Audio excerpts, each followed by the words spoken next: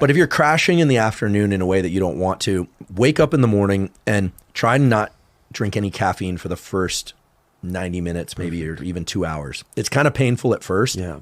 But first of all, that cup of coffee tastes amazing when it does come around. It hits your and lips. then it kind of takes you all day long. And basically you get sleepy because of a buildup of a chemical in your body called adenosine. So if we were to stay up for a day and a half, you just are worked, you're just exhausted. You have a lot of adenosine in your system. When you sleep, that gets cleared out. Caffeine is an adenosine blocker. So when you drink caffeine, you block the adenosine sort of places where it parks. We call it a receptor. But when the caffeine wears off, then the adenosine binds at much higher what we call affinity. And all of a sudden you just get killed with that adenosine crash. Yeah, right? I've gotten hit with that adenosine. Yeah. So when you wake up, so when you wake up, just straight in with the adenosine. Uppercuts, left hooks. Exactly, just drilled straight in. Woo. So when you wake up, you're kind of groggy. Your body and brain are still clearing out that adenosine. If you hit the coffee right then, you're preloading a bit of a crash. God, I do that every morning. So just drink water. And then I brought along the stuff, and no, they don't support my podcast or anything, but the Element, LMNT. You got them right here. Yeah. The point of bringing that was not necessarily about Element. It's just it's a high salt solution. I think a lot of... You drink it in the morning? I put some in water and drink in the morning. Okay. I think a lot of people underestimate the power of salt. Yeah. And you don't have to get it in that form. That one just happens to taste good. Although I think on the side there are 3 levels of water that you can put in there, and one is salty, one is salty AF. Yes.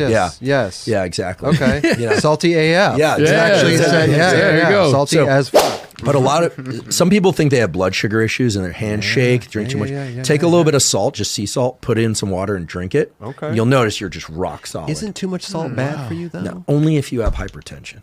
Only if you have like serious hypertension. There's a wonderful book on this, but it was also a whole issue of the Thrasher magazine of the science world is Nature, and the trans world is Science magazine. So in Science magazine, there was a whole issue about the myth around salt that surfaced in the early 80s, was that salt is bad, it creates hypertension. As long as you're drinking enough water, salt is fine. In fact, salt is great. And a lot of times you're hungry because you're not getting enough salt. You're shaky because you're not getting enough salt.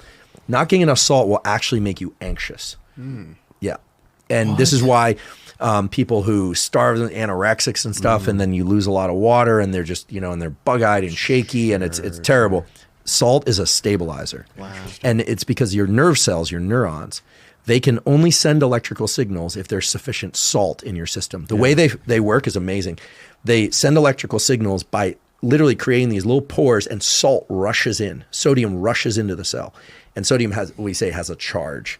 And so it creates this electrical signal. Without that, you can't think straight, you don't feel right, you feel shaky, you're not landing your nollie heel flips.